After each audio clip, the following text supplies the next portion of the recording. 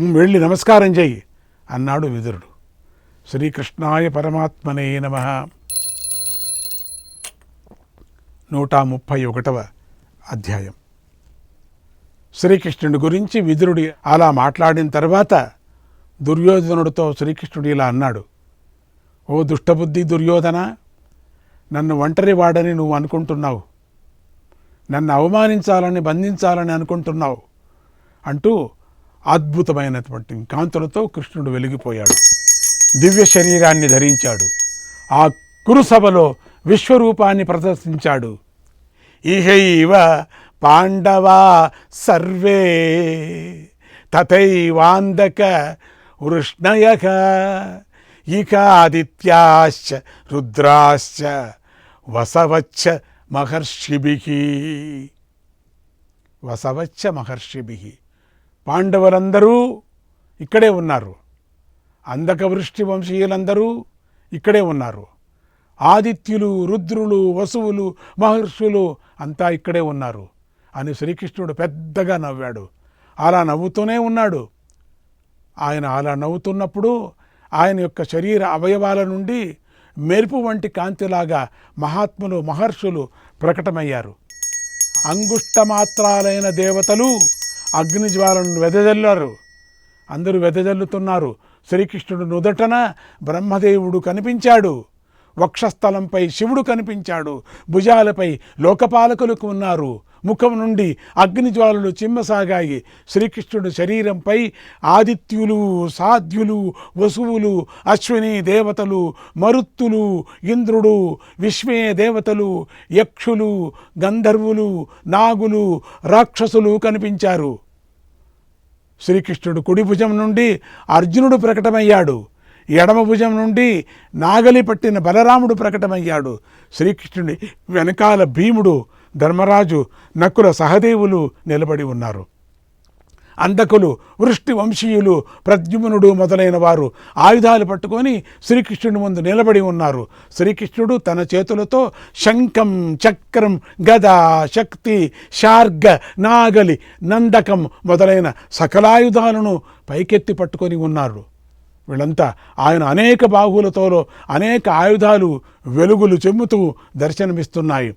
నేత్రాభ్యాం నస్తతశ్చైవ శ్రోత్రాభ్యాంచ సమంతతగా ప్రాదురాసన్ మకారౌద్రాగ ప్రాదురాసన్ మకారౌద్రాగ సధూమాగ పావకార్చిషక సధూమాగ పావకార్చిషక.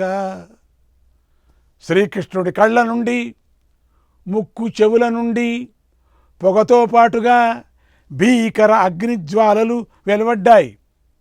అవి అన్ని దిక్కులకు వ్యాపించసాగాయి. రోమకూపాల నుండి సూర్యకిరణాల వంటి కాంతుల ప్రకటమయ్యాయి. శ్రీకృష్ణుడి యొక్క ఆ ఘోర రూపాన్ని చూసి రాజులందరూ భయపడిపోయారు, కళ్ళు మూసేసుకున్నారు.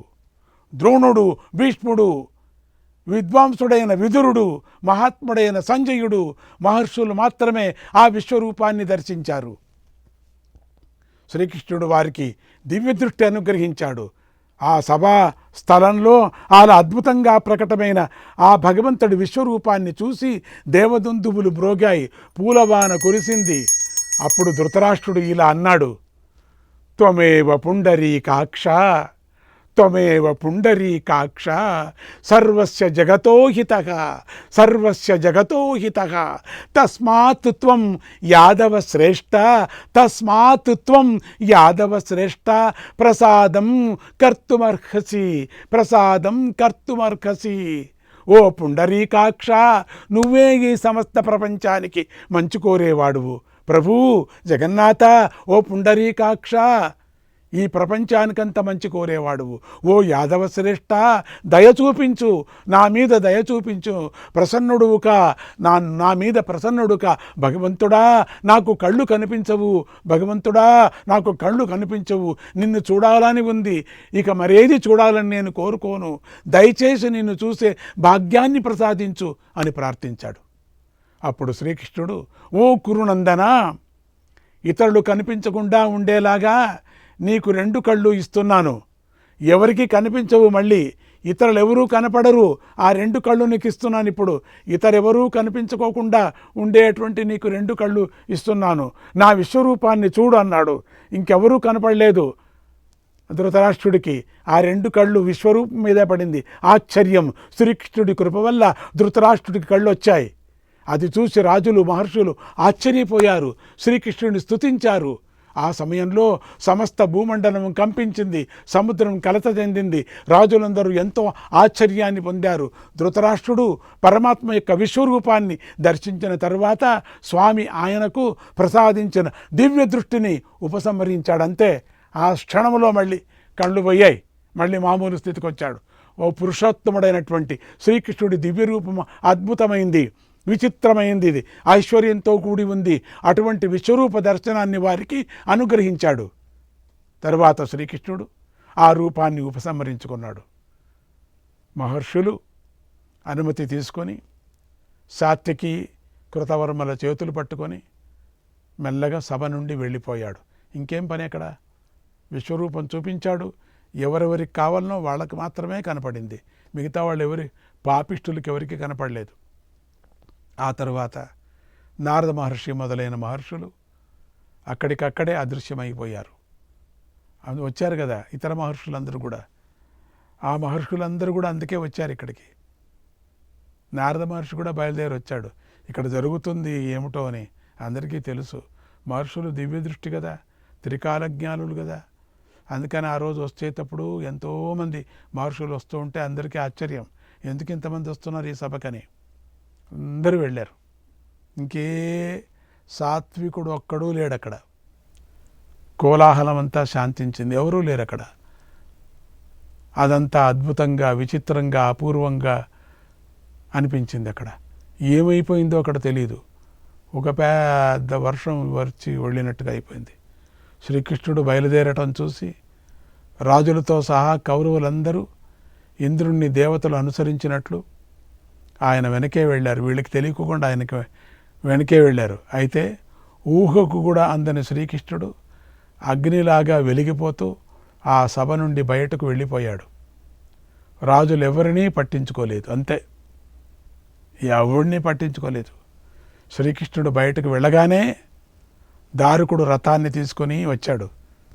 ఆ రథం విశాలంగా ఉంది, వెలిగిపోతూ ఉంది. దానికి చిన్న చిన్న గంటికలు కట్టబడింది. అది బంగారు తోరణాలతో విచిత్రంగా ఉంది. దాని గమనధ్వని మేఘనాదంలాగా ఉంది. దానిలో అవసరమైన సామగ్రి అంతా ఉంది. దానిపై పులి చర్మం పరచబడి ఉంది. రథరక్షకుడు అవసరమైన ఏర్పాట్లు అందులో ఉన్నాయి. శ్రీకృష్ణుడు ఆ రథం ఎక్కి బయలుదేరుతుంటే ధృతరాష్ట్ర మహారాజు ఇలా అన్నాడు, ఓ జనార్దన, నా కుమారులపై నాకు ఎంత పట్టు ఉందో నువ్వు చూశావు. నా మాట వారు ఎంతగా వింటున్నారో, వారు నాకు ఏపాటి గౌరవ మర్యాదలు ఇస్తున్నారో నువ్వే చూశావు మహానుభావ, నువ్వే గమనించావు. నీ దగ్గర నేను దాచినది ఏమీ లేదు. ఓ కేశవ, నేను కౌరవ పాండవుల మధ్య సంధిని కోరుతున్నాను. నా చివరి ప్రయత్నం అదే, దానికై ప్రయత్నిస్తున్నాను. ఈ పరిస్థితిని గమనించు, నన్ను సందేహించుకు ప్రభు. కేశవ, ఓ కేశవ, నాకు పాండవుల గురించి ఎలాంటి చెడు ఆలోచన లేదు. నేను దుర్యోధనుడితో మాట్లాడిన మంచి మాటలు నువ్వే విన్నావు కదా ప్రభు. ఓ మాధవ, నేను అన్ని విధాలుగా సంధి కోసమే ప్రయత్నిస్తున్నాను. ఈ విషయం పాండవులకు తెలుసు, కౌరవులకు తెలుసు, ఈ రాజులందరికీ కూడా తెలుసు అన్నాడు. అప్పుడు శ్రీకృష్ణుడు ధృతరాష్ట్రుడితోనూ ద్రోణ, భీష్మ, విదుర, బాహ్లికులతో, కృపుడితోనూ ఇలా అన్నాడు, మహాత్ములారా, మీరందరూ కౌరవ సభలో జరిగిందంతా చూశారు. మూర్ఖుడైన దుర్యోధనుడు మర్యాద లేకుండా రోషంతో సభ నుండి వెళ్ళటాన్ని చూశారు. మహారాజైన ధృతరాష్ట్రుడు నేను అసమర్థుణ్ణి అని స్వయంగానే చెప్పాడు. ఇది గమనించండి. ఇక నేను పాండవుల దగ్గరకు వెళతాను అని వారి దగ్గర సెలవు తీసుకొని రథమెక్కి బయలుదేరాడు. అయింది కదా, నేను చేసేదంతా చేశా. మహారాజు కూడా అసమర్థుడని చెప్పేశాడు. దుర్యోధనుడు మాత్రం పట్టుపట్టాడు, యుద్ధమే కావాలని. ఇక నేను వెళుతున్నా, ఇంకా నేనేం చేయలేను, ఇక నా జవాబుదారీ ఎటువంటిది లేదు. శ్రీకృష్ణుడు వెనుక విలువిద్యలో గొప్పవారు మహావీరులు కూడా వెళ్ళారు. భీష్ముడు, ద్రోణుడు, కృపుడు, విదురుడు, ధృతరాష్ట్రుడు, బాక్లికుడు, అశ్వత్థాముడు, వికర్ణుడు, యూత్సువు వీరందరూ శ్రీకృష్ణుని అనుసరించి వెళ్ళారు. బంగారు గజ్జలతో అలంకరించబడింది, ఉజ్వలంగా ప్రకాశిస్తూ ఉన్నది, విశాలంగా ఉన్నదైనటువంటి రథంపై శ్రీకృష్ణుడు బయలుదేరాడు. కౌరవులందరూ చూస్తూ ఉండగానే మేనత్త అయిన కుంతీదేవి వద్దకు వెళ్ళాడు. అత్తను చూడాలి కదా మేనత్త, గురువులాగా కదా మేనత్త. ఓం శ్రీకృష్ణాయ పరమాత్మనే నమః. 132వ అధ్యాయం. శ్రీకృష్ణుడు కుంతీదేవి భవనంలోకి వెళ్ళాడు. ఆమె పాదాలకు నమస్కారం చేశాడు. కౌరవ సభలో జరిగిన విషయమంతా సంక్షిప్తంగా ఆమెకు చెప్పాడు. తర్వాత ఇలా అన్నాడు, అత్త, నేను మహర్షులు కూడా దుర్యోధనుడికి అనేక విధాలైనటువంటి మంచి మాటలను చెప్పామత్తా. ఆచరించటానికి వీలైన మంచి మార్గాలను, ఉపాయాలను కూడా చూపించాం. కానీ అతడు వినలేదు, దేనికి అంగీకరించలేదు. దుర్యోధనుడికి వశులై ఉన్న రాజులందరికీ కాలం సమీపించింది. నువ్వు అనుమతి ఇస్తే నేను త్వరగా పాండవుల వద్దకు వెళతాను. నేను పాండవులకు నీ మాటగా ఏమి చెప్పాలో చెప్పు, నీ మాటలను వినాలని ఉంది అన్నాడు. అప్పుడు కుంతీదేవి, ఓ కేశవ, ధర్మాత్ముడైన ధర్మరాజుతో నా మాటను ఇలా చెప్పు. ప్రజలను పాలించటము అనే నీ ధర్మాన్ని పట్టించుకోవటం లేదు కనుక ధర్మపాలన అవకాశాన్ని వృధా చేసుకోకు. వేదార్థం తెలియని మందబుద్ధి అయినటువంటి వేద పండితుడు మంత్రాలను పఠించడమే పరమధర్మం అనుకుంటాడు. ఏదో మంత్రాలు చదువుతూ ఉంటాడు అనుకుంటాడు, అంతే. అలాగే నువ్వు శాంతి అనే ధర్మం మాత్రమే ప్రధానం అనుకుంటున్నావు. బ్రహ్మదేవుడు నీ కోసం ఏర్పరిచిన క్షత్రియ ధర్మాన్ని ఆచరించు. క్షత్రియులు బాహువుల నుండి సృష్టించబడ్డారు. అందుచేత వారు భుజపరాక్రమంతో జీవించవలసిన వారు. ఇది గుర్తు చేసుకో. క్షత్రియులు నిత్యము యుద్ధం వంటి క్రూర కర్మలు చేయాలి, ప్రజాపాలన చెయ్యాలి. అదే క్షత్రియ ధర్మం. అది నువ్వు చేస్తున్నావా? గమనించుకో. ఈ విషయాలకు సంబంధించింది నేను పెద్దల ద్వారా విన్న ఒక ఉదాహరణను చెబుతున్నాను, విను. ఒకనాడు కుబేరుడు ముచుకుందుడు అనేటువంటి రాజర్షికి ఈ భూమిని ఇచ్చాడు. కానీ ముచుకుందుడు ఈ భూమిని గ్రహించలేదు. ఓ కుబేరా, నా బాహుబలంతో సంపాదించిన దానినే అనుభవించాలని నా కోరిక. ఊరికే ఈ వేరే వాళ్ళది నాకెందుకు, నేనే సంపాదన చేసుకొని తినాలా, అదే నాకు అన్నాడు. ఆ మాటలు విని కుబేరుడికి చాలా ఆనందం, ఆశ్చర్యం కలిగాయి. తర్వాత ముచుకుందుడు తన బాహుబలంతోనే భూమిని సంపాదించుకున్నాడు. క్షత్రియ ధర్మాన్ని పాటిస్తూ చక్కగా భూమిని పాలించాడు. ప్రజలు సంపాదించిన పుణ్యంలో 4వ భాగాన్ని రాజు పొందుతాడు. అటువంటి రాజు ధర్మాన్ని ఆచరిస్తే దైవత్వాన్ని పొందుతాడు. అధర్మంగా ప్రవర్తిస్తే నరకానికి వెళ్ళిపోతాడు. రాజు యొక్క దండనీతి స్వధర్మానుసారం చక్కగా ప్రయోగించబడాలి. అప్పుడు అది 4 వర్ణాలను నియంత్రిస్తుంది, అదుపులో ఉంచుతుంది, అధర్మం నుండి మరలించగలుగుతుంది. రాజు చక్కగా దండనీతిని ప్రయోగిస్తే కృతయుగం అనే పేరుతో శ్రేష్టమైన కాలం వస్తుంది. రాజు కాలానికి కారణమా అని సందేహించవలసిన పని లేదు. అంటే కాలానికి కారణమా, కాలం రాజుకు కారణమా, ఈ రెండు సందేహించిన పని లేదు. మనం రాజే కాలానికి కారణం అవుతాడు.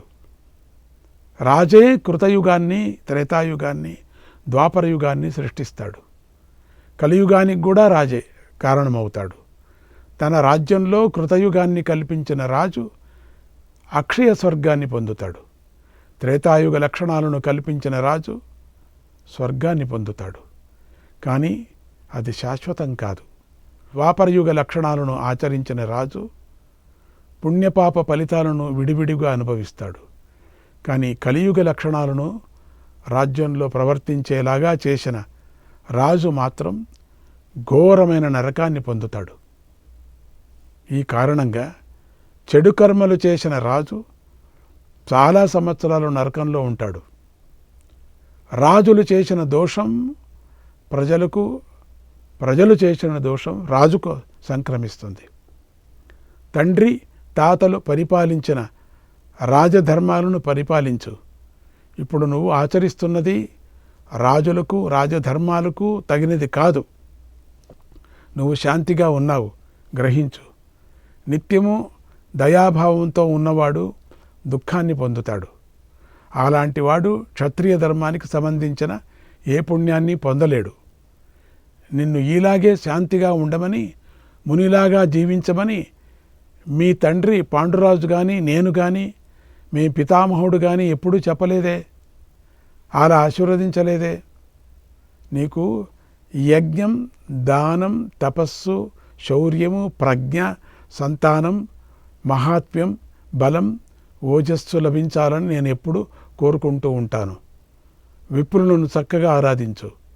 వారు దేవయజ్ఞం, పితృయజ్ఞం, దీర్ఘాయుస్సు, ధనం, పుత్రప్రాప్తికి అనుగుణంగా ఆశీస్సులు ఇస్తారు.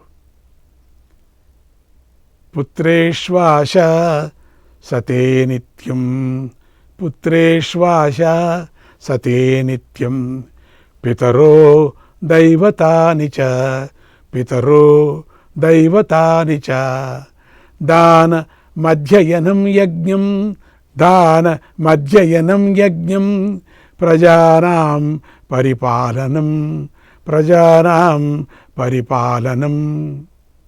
దేవతలైన, పితృదేవతలైన తమను ఉపాసించే పుత్రులకు దానం, అధ్యయనం, యజ్ఞం, ప్రజాపరిపాలన లభించాలని కోరుకుంటూ ఉంటారు. శ్రీకృష్ణ, నేను చెబుతున్నది ధర్మమో అధర్మమో నీకు తెలుసు. పాండవులు ఉత్తమ వంశంలో పుట్టి పండితులై ఉన్నారు. ఇప్పుడు బ్రతుకు తెరువు లేక బాధపడుతున్నారు. ధర్మాత్ముడైన క్షత్రియుడు ముందు రాజ్యాన్ని పొందాలి. ఎందుకంటే ఆకలితో ఉన్న మానవులంతా దానపతి, శూరుడు అయిన క్షత్రియుడి వద్దకు చేరి ఆకలి తీర్చుకుంటారు. వారికి అంతకన్నా గొప్ప ధర్మం లేదు. వారు దానిని ఆచరించాలి, తప్పదు. ధర్మాత్ముడైన రాజు ఎవరు ఏది యాచిస్తే దానిని ఇవ్వాలి. అలాగే బలంతో కొందరిని, దానంతో కొందరిని, మంచి మాటలతో కొందరిని సంతోషపరచాలి, తనవారిగా చేసుకోవాలి. నువ్వు క్షత్రియుడువు కనుక నీకు యాచించడం అనేది పనికిరాదు. వ్యవసాయం చేయటము కుదరదు.